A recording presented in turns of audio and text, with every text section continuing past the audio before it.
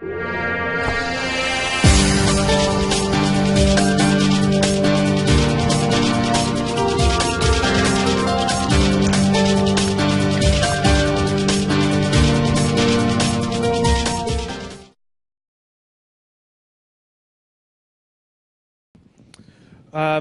I thought I'd share with you some new stuff that I'm working on, because it's fun. And then we'll spend most of the time just doing Q&A, because that's also fun. So I'm working on a new book, and I've recently become completely smitten by game theory, specifically finite and infinite games. In game theory, there are two types of games, finite and infinite games. A finite game is defined as known players, fixed rules, and an agreed-upon objective, like baseball. We all agree to the rules. We all agree that whoever has more runs at the end of 9 innings is the winner, and the game ends and we all go home. Nobody ever says, if we can just play 3 more innings, I know we can come back from this deficit. It doesn't happen that way. An infinite game is defined as known and unknown players. The rules are changeable, and the objective is to keep the game in play, to perpetuate the game. When you pit a finite player versus a finite player, the system is stable. Baseball is stable. When you pit an infinite player versus an infinite player, the system is also stable. Like the Cold War was stable because there cannot be a winner and there cannot be a loser, so we just try and keep the game in play. And in infinite games, because there are no winners and losers, what happens is players drop out of the game when they run out of the will or the resources to continue to play, right?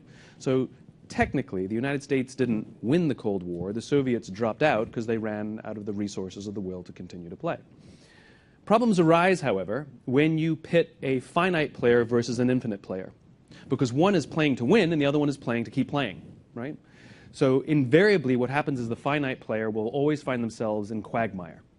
So this was the United States in Vietnam. The United States was fighting to win, and the North Vietnamese were fighting to survive. Very different set of standards.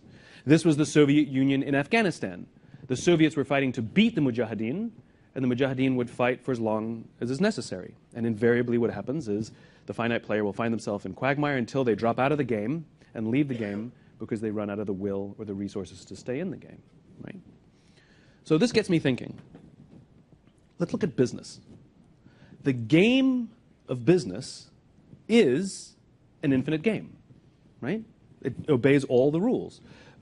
There are known and unknown players. You don't know all the competitors necessarily in one industry to another. The rules are changeable. We haven't all agreed what the rules are. And there is no winning the game of business, right? The game just perpetuates. In fact, the game of business has existed longer than every single company on the planet today, and it will outlast every single company on the planet today. If you look at the Dow Index of 30-something odd companies that make up the Dow Index, something like 70 or 80% of those companies are 35 years or younger, right? So it gets me thinking, if you listen to the language that companies use, they don't know what game they're in. They talk about being number one. Talk about beating their competition based on what agreed upon criteria, based on what agreed upon time frame. Is it market share? Is it profits? Is it revenues? Square footage, number of employees? Over what? 1 month, 5 months, 6 months, a year, 5 years, 10 years, the life of the company? I haven't agreed to those rules. And so companies can arbitrarily declare themselves number one in anything they want if they set the standards and the time frames. And the only reason we do these things on an annualized basis, we tend to compare ourselves to other organizations annually, is only because we pay taxes annually. If we paid taxes every 18 months, that would be sort of the standard. But again, we still haven't agreed what the metrics are to be number one. That means the companies that are playing the infinite game are playing against most of the others who are playing the finite game, means those finite companies find themselves in quagmire. Almost every single bankruptcy, not almost every single bankruptcy is a company that's run out of the will or the resources to play. They drop out of the game. The game will persist. Another company will fill their space. It's not like the business stops or the industry ends. And the companies that are playing the infinite game will frustrate those finite players, which I absolutely adore. So I spoke at an education summit for Microsoft. I also spoke at an education summit for Apple. Now, I would say about 70 to 80% of the executives at Microsoft spent about 70 to 80% of their PowerPoints talking about how to beat Apple. At the Apple Summit, 100% of the executives spent 100% of their presentations talking about how to help teachers teach and how to help students learn. One was obsessed with their journey, with their vision, with their cause. The other one was obsessed with their competition. Guess who's stuck in quagmire? Guess who's frustrated by their competition? So at the end of my talk at Microsoft, they gave me a gift. They gave me the new Zune when it was a thing. And I have to tell you, this was one of the most remarkable, beautiful pieces of technology I've ever used. The UI was gorgeous. The design of the actual hardware was beautiful. It was logical in the way I could use it. It was intuitive. It was absolutely fantastic. Now, it didn't work with iTunes, which means I couldn't use it. That's a different problem altogether. But this was a magical piece of technology. So at the end of my talk at Apple, I'm sharing a cab with one of the senior Apple executives, sort of an employee number 12 kind of guy. And I decide to stir the pot. So I turn to him and I say, you know, I spoke at Microsoft and they gave me the new Zune, and it is so much better than your iPod Touch. And he turns to me and he says, I have no doubt. Conversation over. Because the infinite player understands sometimes your product is better and sometimes it's not. Sometimes you're ahead and sometimes you're behind. The goal is not to beat your competitor. The goal is to outlast your competitor. What you find is that the infinite players don't actually compete against their competition. They compete against themselves. The finite players are the ones who wake up every day trying to beat somebody else. The infinite players are the ones who say, how can we be a better version of ourselves? How can we advance our metrics? How can we make our products more refined, more beautiful than they were last week? It's totally fine to study our competition tactically. There's nothing wrong with knowing what our competitors are doing. But the number of companies that study their competition strategically blows my mind. They look at what their competition is doing, and they make sudden, sharp left and right turns to change the course of their company based on the movement of their competition. That's the point. That's what wastes resources. The constant changing of your mind, the constant going in this direction and that direction based on the wind of your competition, assuming that they know what they're doing. I find that fascinating. And the number of companies that play finite is the vast, vast, vast majority. So it begs the question, how does one play the infinite game? How does one build an organization constructed for the infinite game? So up here, you have the infinite game. This is where the why exists. I talk about the why, the purpose, cause, or belief about the organization. This is where our values lie. These are never changing. They are permanent. They will outlast all of us, and they should outlast, they've been here from the birth of the company, and they should last the length of the company, right? The infinite stuff, the why stuff and the value stuff, is inherently intangible, and it's inherently difficult to measure, right? Now down here, you have the finite game. And this is where our interests lie. This is where what I would call your what's lie, right? This is where our products lie and things like that. It is inherently tangible and inherently very easy to measure. Now, the goal is to run all decisions through our values, through our purpose or cause first, and then through our interests. So what is a values-based decision? What does that even look like? So here's a values-based decision. When our military goes into battle and we shoot a bad guy, we will take their injured body, we will send our medics onto the battlefield to rescue the injured body of our enemy. We will put them on our helicopters, fly them to our hospitals, put them in our hospital beds. Our doctors will use our medicine to nurse them back to health. That is not in our interest. However, that's kind of who we are, right?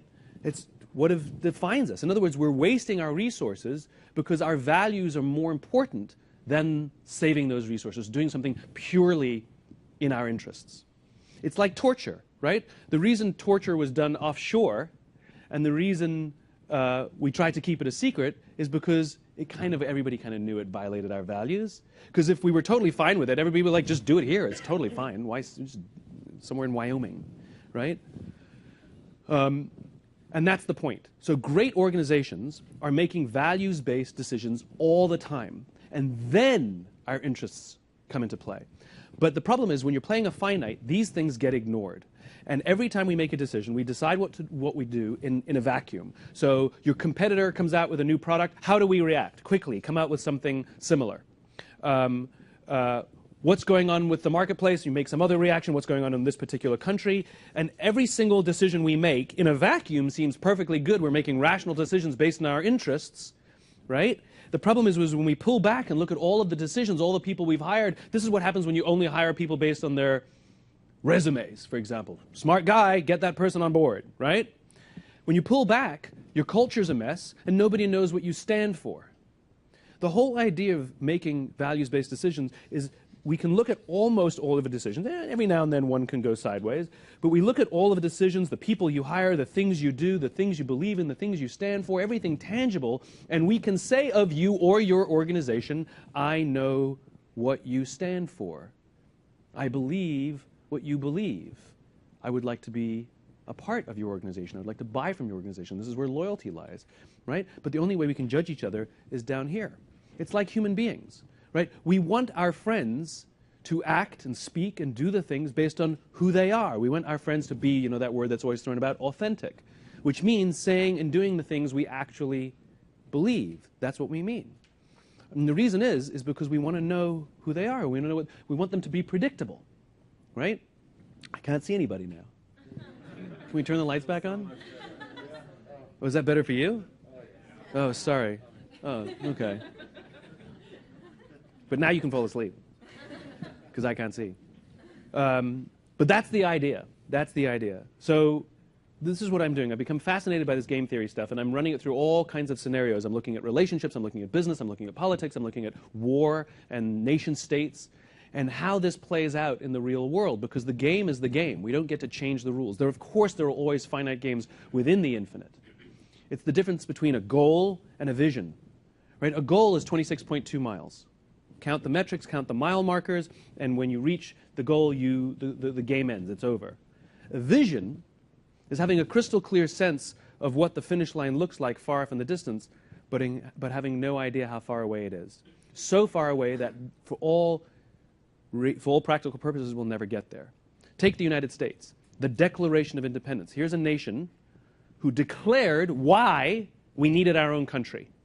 And it didn't start off by complaining or griping about the king in Great Britain. It started off with an ideal. We believe that all men are created equal, that all of us are endowed with certain unalienable rights, amongst which include life, liberty, and the pursuit of happiness. We'll never actually get there, but the goal is that we will die trying. And within that infinite contest, there are many finite games that we hope to advance that infinite contest, or even little infinite games within that, like civil rights. We've never actually reached the point where we have perfect civil rights, but we're continuing to get better and better and better. That's the point. It's constant refinement. It's Kaizen. It's no matter how good we do, we can always do better, right? But the goal is we have a North Star. We have a thing to point us in a direction. It's not random. So in the United States, when we have civil rights, so women's suffrage, or gay rights, or education for everyone, or health care for everyone, however, what form it takes, it's our way of trying to get closer and closer and closer to the ideal upon which the nation was founded. I wish all organizations, they don't have to be nation states, I wish all organizations did the same thing, operated not just in their interests, but also have a sense of code or values and a sense of purpose and vision. It matters because we want to stand for something. We want to work for something. We want all of our hard work, the products we produce, everything, we want it to count towards something, not simply be against something or make something in the short term. I see this so often with senior executives, with people who are making more money than they've ever made, they have more power and influence than they've ever had, and yet later on in their careers they don't feel as successful as they did when they were junior. When we're junior, the first promotion we get, the first raise we get, the first bonus we get, the first client we win, whatever it is, it's all very exciting, right? We're living down here and everything's very exciting. But after you've had a bunch of bonuses and you won a bunch of clients and you've had a bunch of product releases and a bunch of promotions, it's exciting for a little bit, like go out for a nice dinner with your family, that's about it, and then it wears off, right? And so what starts to happen is our work no longer feels like it has any sense of purpose. And so we default back to when we were young. We thought, well, when I won the client, win more clients. Well, when I reached $1 million, get more millions of dollars. That gave me the feeling the first time. It'll get me the feeling again. It doesn't. That's like winning one marathon, thinking it's amazing, and you keep running marathons for the rest of your life, and at some point you're like, why am I running all these marathons? They have to contribute to something. They have to contribute to something. So I'm fascinated by the companies that play the infinite game because inherently they frustrate their competition. For years, Apple frustrated Microsoft, especially when it was run by Steve Ballmer. It was a guy who ran the company based on interests alone versus competing against an organization that was doing something bigger. You know, Costco versus Walmart, Southwest Airlines versus everybody, right? Organizations that seem to not care about what Wall Street thinks about the quarter of the year. And when you listen to the language of people like Jim Senegal, who's the founder of Costco, he says, I don't care about Wall Street. Wall Street's worried about how my company does in a month or in a year. I care about what my company does for the next 50 years. That's the company I'm building. You listen to the language. Ones who are focused on teaching kids how to learn and helping teachers how to teach versus how to beat our competition. It makes for a much more fulfilling life, and it makes for a much more realistic existence when your competition's slightly ahead and you think, that's okay. You know, can't stay ahead forever based on some arbitrary perspective, arbitrary metrics anyway. Anyway, so that's what I'm working on. I think it's fun. I think it's interesting. We've made some changes even in the way we do business based on this. We've become more infinitely organized, which means we are much more interested in trends than we are in absolutes, right? Because absolutes exist down here, but ongoing exists up here. So for example, let's say you will get a bonus if you hit a certain target by a certain date. That target is arbitrary. That date is arbitrary, right? Somebody made it up. That's how most of our bonus structures are built, on arbitrary numbers on arbitrary dates.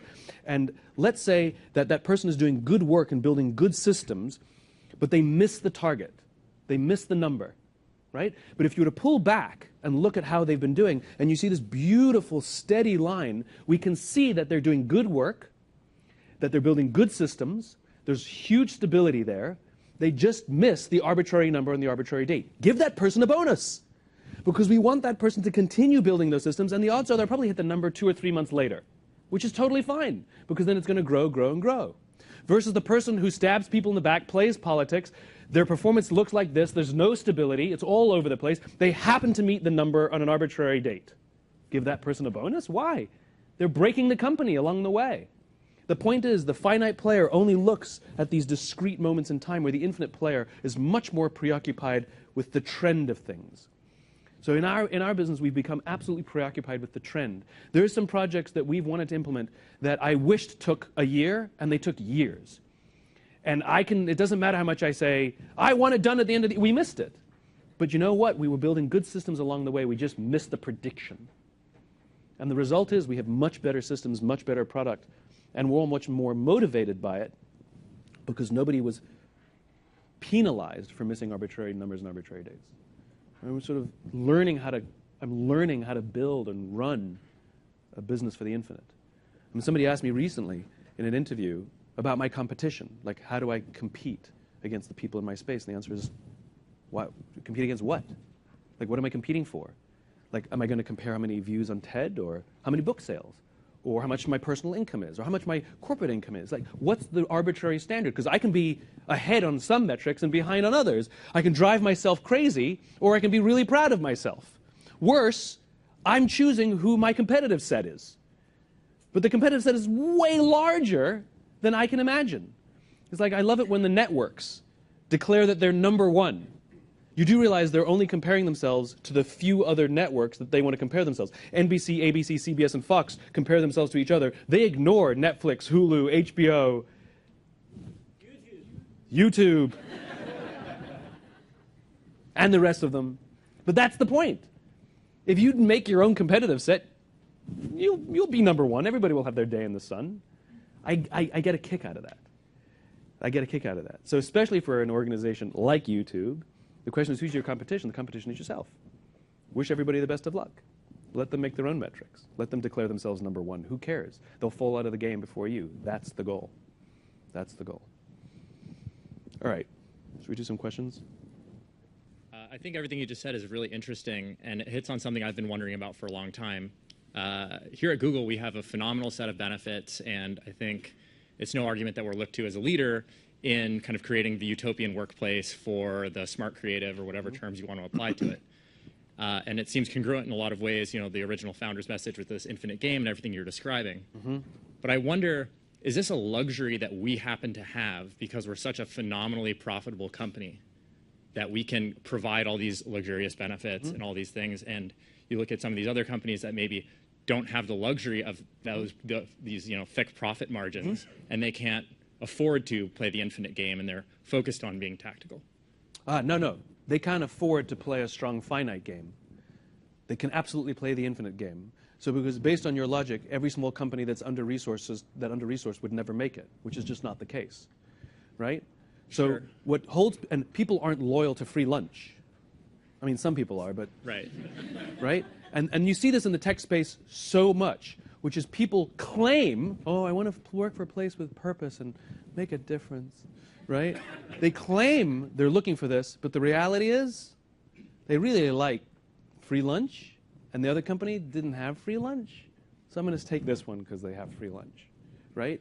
In other words, they went for the rich company, which may last if the company's also an infinite player, but if they're just a finite player, it's going to run out at some point, because when the company starts to struggle, guess what things they'll start cutting. And like you have, we have friends in tech companies who don't work here, right? Who get free lunch and beautiful offices, flat screen TVs in every hallway, gorgeous, right?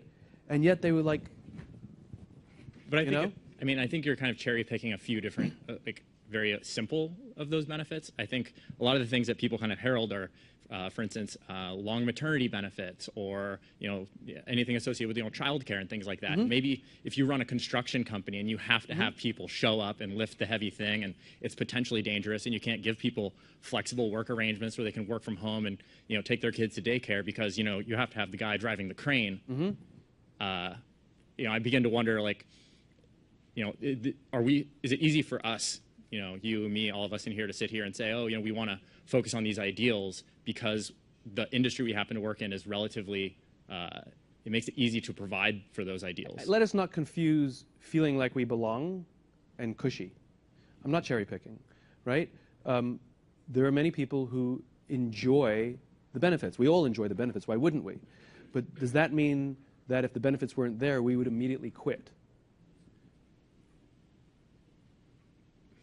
I don't know. I mean, I just think and what you find, so take a company like WD-40. Sure. Okay? Much smaller than Google, does very well. Their offices are kind of a dump. Like, the benefits they offer, they're nice to their people. And where they can, they offer all kinds of stuff and education and maternity stuff and all of that stuff. But it's not as cushy as large, huge tech companies that have huge amounts of extra cash. And the people who work there love working there and will come in every day full of gusto because it's the people we work with, not the stuff we get. The stuff we get, the very point of the stuff we get is it runs out. Like, it's finite. You have to keep injecting it, right? Where the people we work with, that's the relationships of the infinite component of the company. So if you love working here, right, I would say that if you're loyal and you really love it, not like it, but love it, I would argue that you love the people with whom you work. And if some of the benefits were taken away for whatever reason, that you would still come to work loyally and still love it because of the people you work with. And if there were only people who chased benefits from benefits to benefits, and there are people that's like chasing salaries, then there's never loyalty and there's never love. Well, I certainly do agree with everything you just said, but it's when you're talking about, for instance, like these trend lines and being able to miss the arbitrary number. If you're a smaller, scrappier company, maybe you can't afford to miss these numbers, whereas we have the luxury of this big war chest of money that if the goal is missed by a quarter or 2 quarters, or in your case, these projects that took additional years, I mean, isn't that sort of, you are able to provide for that kind of flexible timeline because you have the tailwind of success? There are always finite games within the infinite, of course. So, I don't know. That was the stuff I was wondering about. Hey, Simon. How are you?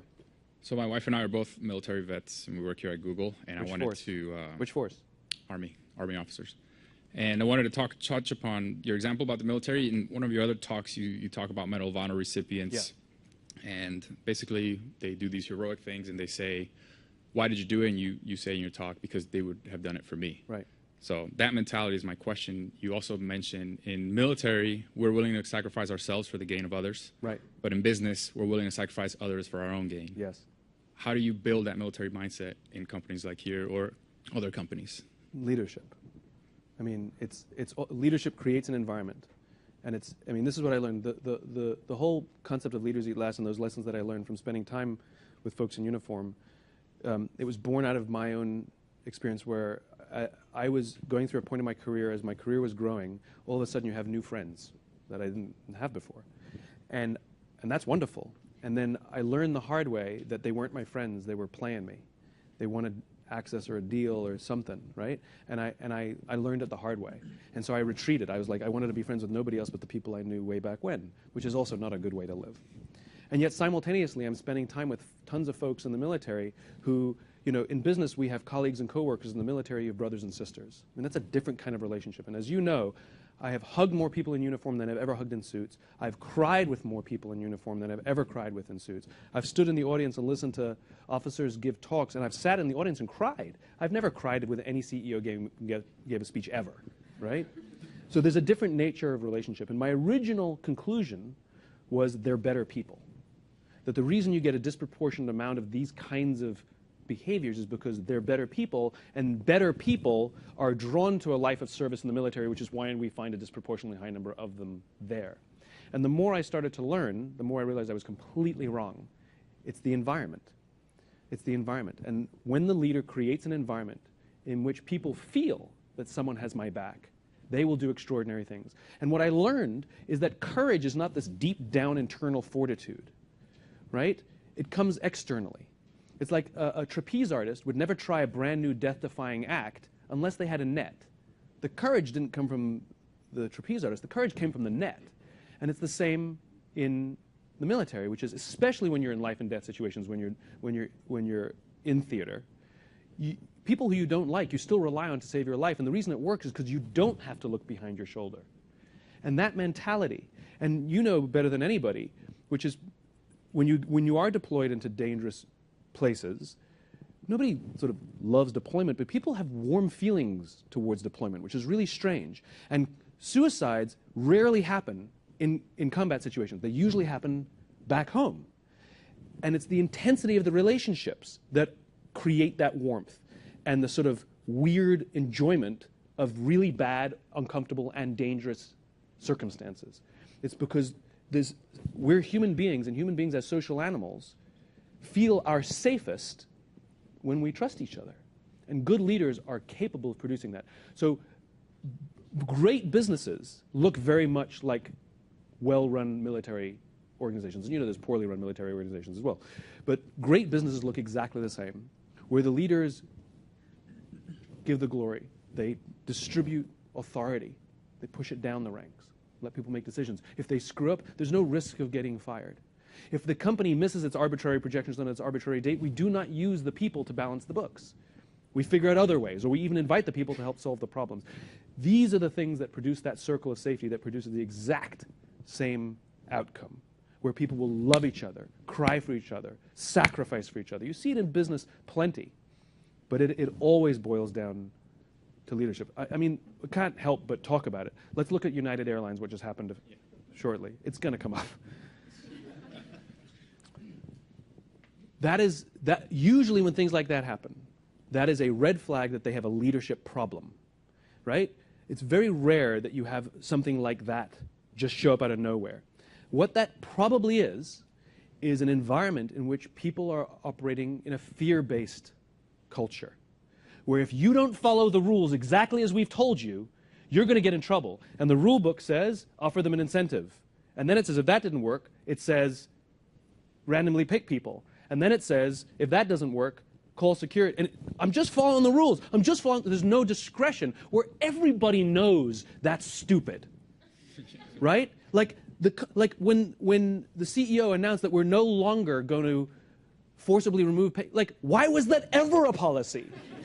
That's like food companies saying, now with no chemicals. It's like, wait. Why were there ever chemicals, right? But that's the point, which nobody has discretion.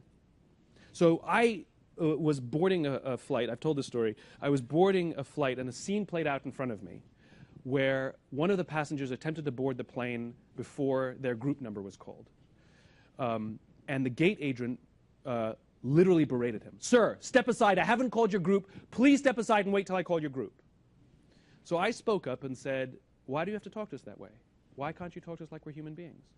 And she looked me in the eye and said, "If I don't follow the rules, I could get in trouble or lose my job." All she revealed to me is that she doesn't feel safe in her own company, and her leaders do not trust her to do the job for which she's been trained to do. And guess who suffers? Us and the company. The reason we love flying Southwest Airlines is because the company trusts them to do the job they've been trained to do, and they use discretion. We don't trust people to follow the rules. We trust people to know when to break them. And the problem is, in a fear-based society, people fear for their own jobs more than common sense. That was a perfect scenario of what happens when somebody in the company is too afraid to break the rule, break the policy, use discretion, find another way. You know? So almost predictable that something will happen, something will break at some point. Appreciate it. Thanks. How you doing? Hey.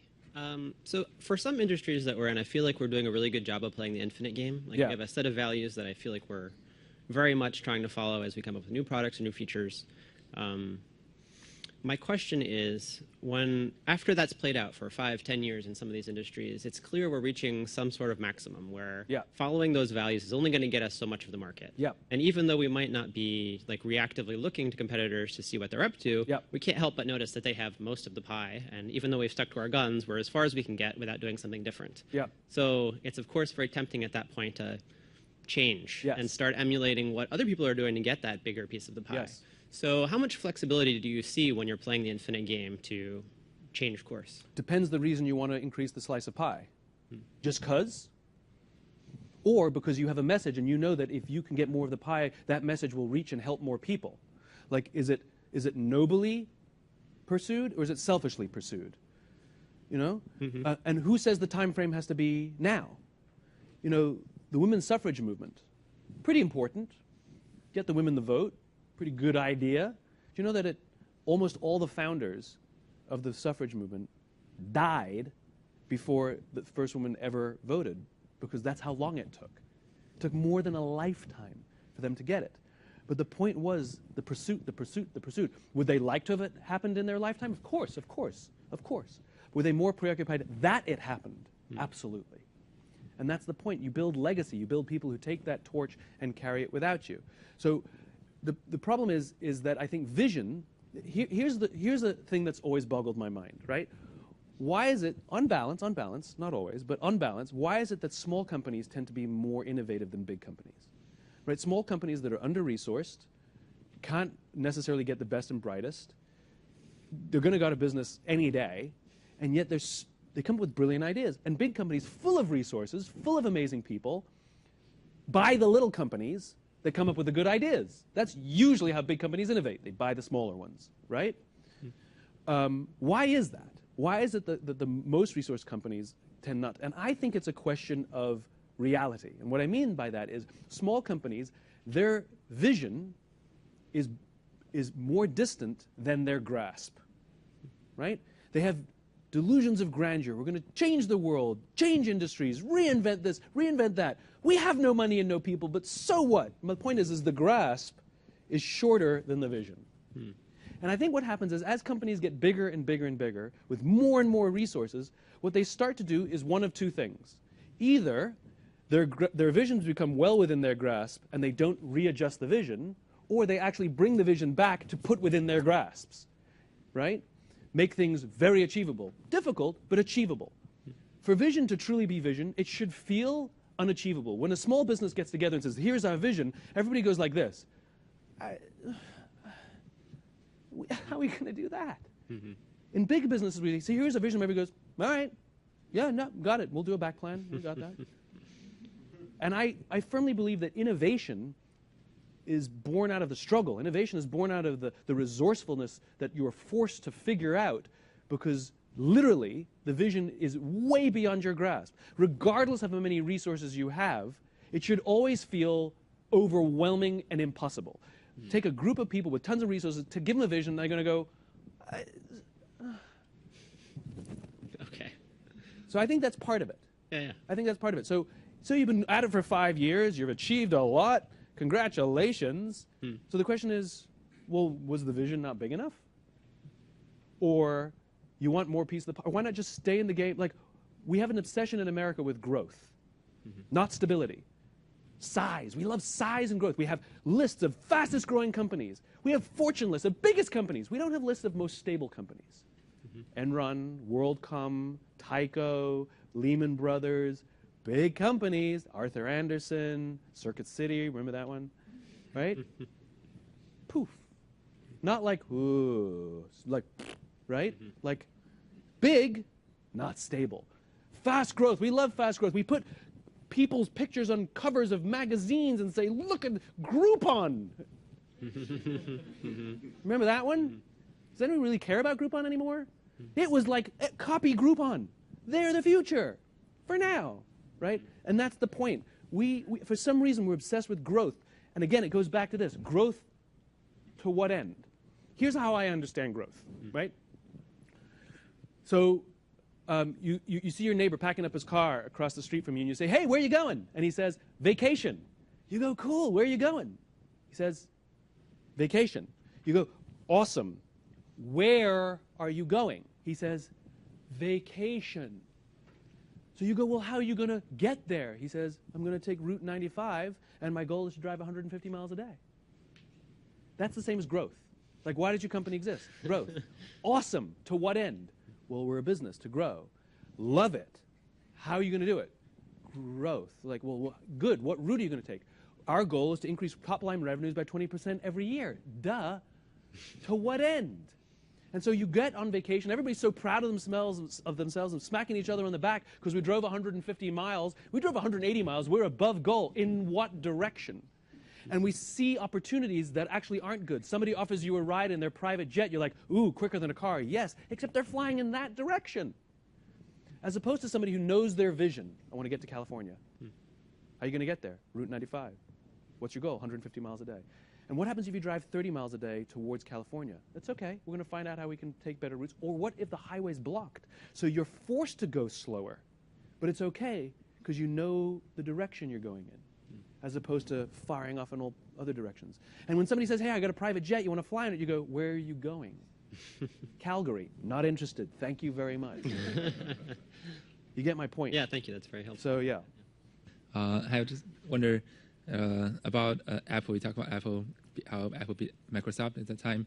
How do you see, what's your observation of Apple now under the leader of Tim Cook after Steve Jobs? Do they still, what value do you observe, or do you still believe that they have?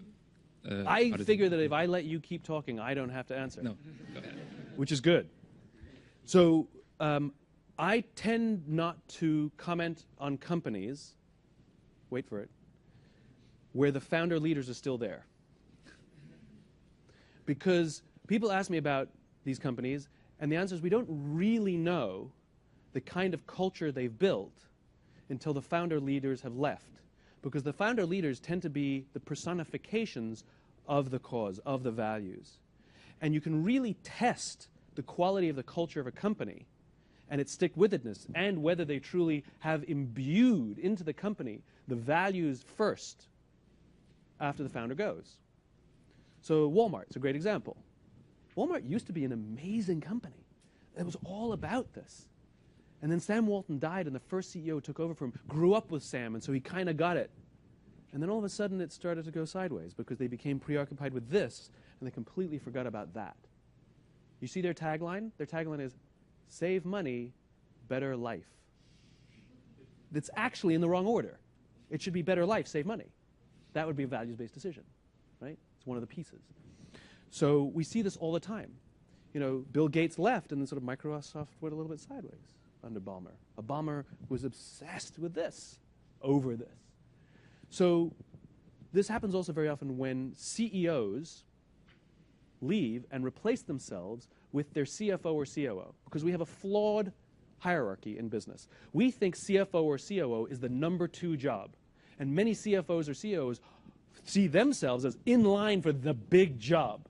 The problem is it's not 1 and 2, it's 1 and A. They are completely separate skill sets. And it's the combination, the mom and the dad, The visionary and the operator, the person who sees far and the person who knows how to get there, the person who sees the forest, who lives above the trees, and the person who's down in the trenches trying to figure out their way through the trees. It's that magical combination that makes a business grow. But too often we take a visionary and we replace them with an operator. It happens all the time. Mike Dell left Dell. Mike Dell had to come back. Howard Schultz left Starbucks, replaced himself by a CEO. Howard Schultz had to come back. Bill Gates left, and there was sort of talk of Bill coming back after Bomber. They have Satya now, who's a little more in Bill's, a little more like Bill, right? So Tim Cook was the COO. So the problem is we judge CEOs based on what they've done in the past. We judge CEOs, a good visionary, based on how far they can see in the future.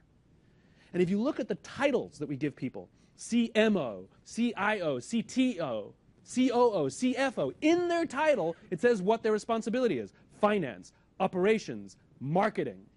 What the hell is an executive? Chief Executive Officer. It's the only job that literally doesn't have job specs, and it doesn't give away. It should be CVO, Chief Visionary Officer. Because like I said, we judge somebody like that by how far in the future they can see, and we want them to work with somebody who knows how to get them there. These things work together, not separately, right? So I have concerns about Apple because it is run by an operator, good guy, smart guy, believes in the vision, but the problem is he sees problems more than he sees future. These people are huge risk takers. These people are calculated risk takers, And so I think we're starting to see cracks. Does it mean the end of Apple? No. But we're starting to see some of the cracks. Like, they don't seem to be leading markets anymore. They don't seem to be defining product categories anymore. In fact, a few times they've been the followers, So, you make this little joke, like your phone doesn't work, and you're like, oh, ever since Steve died, There's like politics playing out in the company, and it's weirdness. Is it the end of Apple? I don't think so. Of course not. But definitely it makes me interested. Simon, I'm a weird 21st century case of somebody for whom Google is my first and only full-time employer. And I work in marketing, sort of copy and paste the company's value statements into briefs that we write in a way that feels very mechanical and not really like, to your earlier point, I came here and I signed up to work for this value. Can you speak to, at the value setting stage, what are the kinds of questions that you ask when you're sitting down to think, what do we really stand for? How do I put a few words to these larger ideas? I'll wax philosophical. There's no sort of answer. So we're obsessed in our business with the movement. We obsess about the movement. We never ask ourselves, literally, it never comes up, is that good for the company? It just doesn't come up. It does secondarily, but we want to know if a decision we're about to make, a product we're about to develop, something we're about to sell, whatever it is, we always say, is it good for the movement? So what it does is it forces everybody to put first the movement, this vision that we all share in our organization. We imagine a world in which the vast majority of people wake up every single morning inspired to go to work, feel safe when they're there, and return home fulfilled at the end of the day. Our goal is to get closer to that, stand as a beacon that points towards that and offers the tools we can and inspire others to help us build tools to get to that world. That's what we mean by the movement. And we're obsessed with it. Even when we talk about our P&L, we don't actually have a line on our P&L that says profit. It says freedom. Because none of us are motivated by the abstract thing called profit. We absolutely are motivated by freedom, because the more money we make, it allows us to stay in the game. It's fuel for the drive, right? It allows us to get our message out to a bigger and broader audience. It allows us to say yes to things that don't pay and say no to things that do pay, but we don't like the people who are calling us up. It gives us discretion to give money away to people we like. It gives us opportunities to give benefits, to the question before, and give freedom. So you're damn right I want to have more freedom this month than I had last month, right? So I think it comes from an obsession from leadership, and not just me, at all levels, and sometimes that leadership comes from bottom up, where we catch each other and we remind each other, because it is tempting to put all this first, because we can demonstrate and measure how we can improve or advance the metric, and the question I ask is, to what end? And I don't mean rationalizing. I mean, explain to me in hard words how this advances that, not some backpedaling, right, which is very often what happens, you know? And so clearly that everybody else in the room is going, not whatever, if you say that, you know? Like, we're all, like, that's the funny thing about these things. Like, we all know what the right thing to do is, but we like to rationalize sometimes. So I think there has to be an obsession with the cause to advance the cause. And it doesn't have to be the top person. It can be somebody who signed up for it. Guys. Remember why we all signed up for this, right? It's like the military example. Like, everybody has the same flag on their shoulder. And if you're in Marines, Army, Air Force, or Navy, when you're in a combat situation, the uniform disappears. The only thing that matters is this and each other, right? We all signed up for the same thing. Do you believe in it or do you not believe in it? Do you want to advance this cause or not? Do you care about changing the way the world works into making it into something better, or do you not? What can we do in our sphere of influence, marketing, product, whatever? What can we do in our sphere of influence? What little bit can we do? What piece of the jigsaw puzzle do we have to put down to help build the picture that's on the box? But somebody has to be pointing to the picture on the box. And that's the job of the leader, whether they have rank or not. Cool. Thank you. So I manage a team here. I enjoy Lead the a talk. team. I lead a team. Nobody wants to be managed. People Thank want to you. be led. Very helpful. I've got a group of finite players from a personal situation, Yeah. and definitely infinite players. Yeah. So they don't need more money. They're here for the purpose. It's wonderful. How do I get a team dynamic, and how do I get the infinite players aligned on the vision? They view part of their role here is to set that vision. Well, that's not. So there is vision at the Google or Alphabet level, and all of the companies within Alphabet should be working in cones to advance the bigger vision, and within that there should be, you know, nested Y, as we would call it, that advance whatever, you know, it all goes up. So ideally, the question is what did they sign up for? Do they believe in the big vision, and can they help advance it? And I love that they're big thinkers, and you want to combine big thinkers with big doers, right? Good teams, right? I love that. What if going, ooh, I can do that. Somebody else goes, I can do that.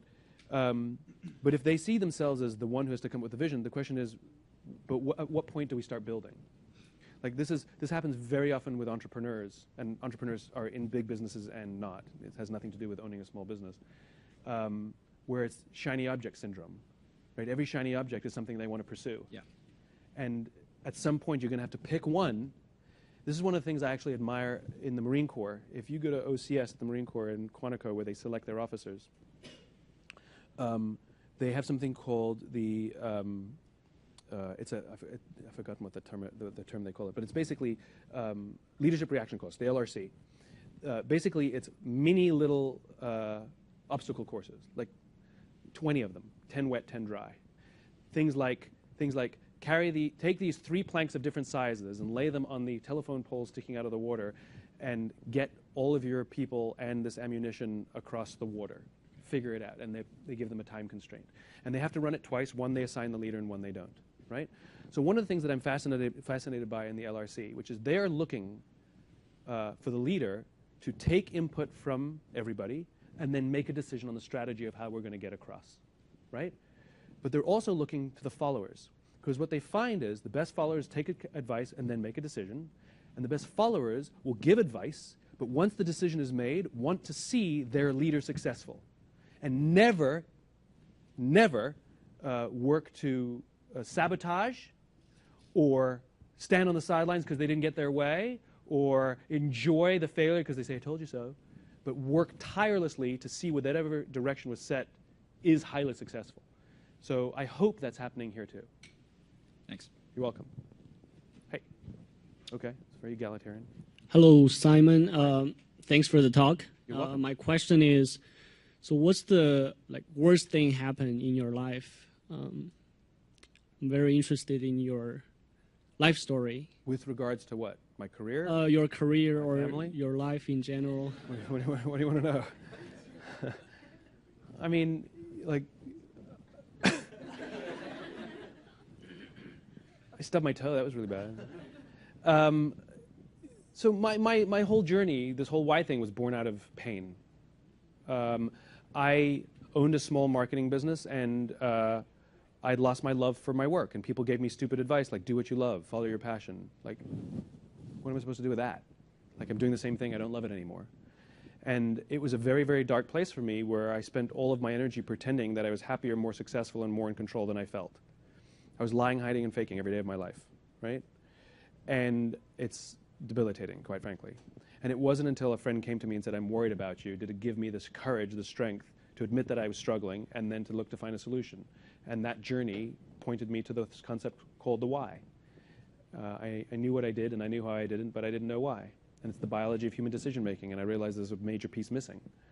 And so the pain of that, which I never want to go back to, but I'm glad it happened, profoundly changed the course of my life and career. I mean, it's why I'm here now, is because of the pain that I went through back then. Quick question. You opened up this framework with very notable examples from politics. Yeah. Cold War, Yeah. Afghanistan, Vietnam. Yeah. And then we transitioned to business. Yeah. And it makes sense that you don't have to focus on the competition. Yeah. But politics, sometimes you don't have that luxury. Yeah. Especially if it's a zero-sum game in Yeah. some kind of geopolitical warfare. Yeah. So if you are facing opposition that leads with why, Yeah. has an infinity outlook, Yeah. and is intrinsically motivated on Yeah. the process, Yeah. how do you combat them? Yeah. Is it as simple as you last longer, Yeah. you're more infinity, or do you, at a certain point, do you, if there's such a thing, or is it a certain point where to engage or not to engage is a more important question? It's such a good question, and the answer makes me really uncomfortable. Because I'm looking at what the criteria are, actually going through the necessities of what elements are required to play an infinite game, right? It's what I'm working on right now.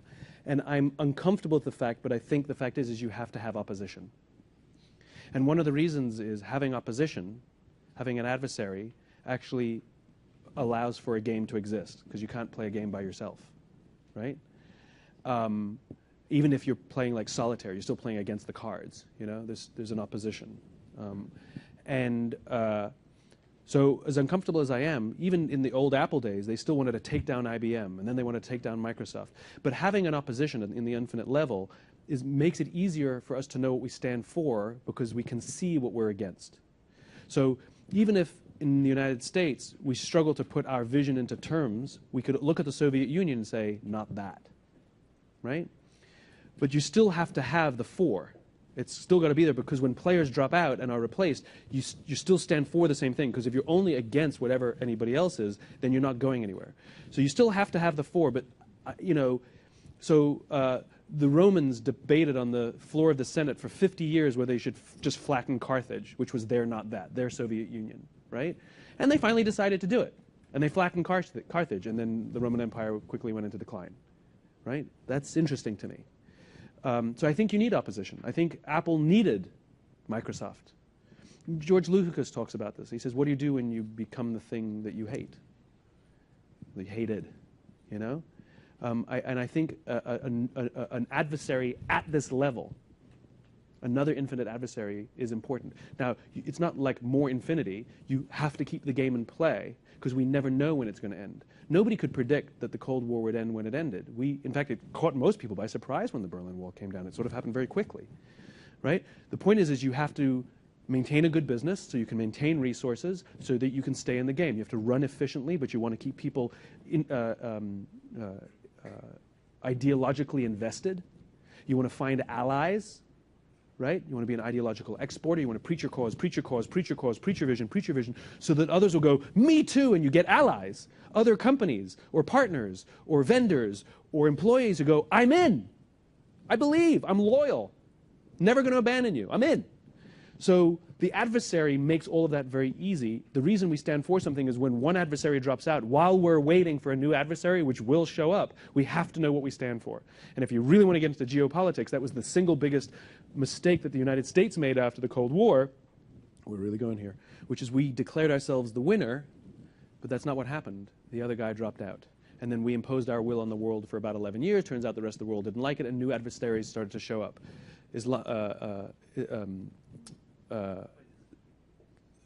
Soviet-style communism, we're both ideological exporters, was replaced by Islamic extremism. The nuclear power of the Soviet Union was replaced by North Korea, Pakistan, maybe Iran, right? The economic tension with the Soviet Union was replaced by China. The problem is now it's diffused. Now it's separated. But the Cold War is alive and well. Cold War 2.0, right? And we're still battling life, liberty, and pursuit of happiness. So it's more complicated now. But we foolishly gave up what we stood for a while. So I think you need both. And I'm uncomfortable by the fact, but I think you need adversaries. You need to have a not that. We're clear what we stand for because we know we don't ever want to be that. Thanks very much for your time.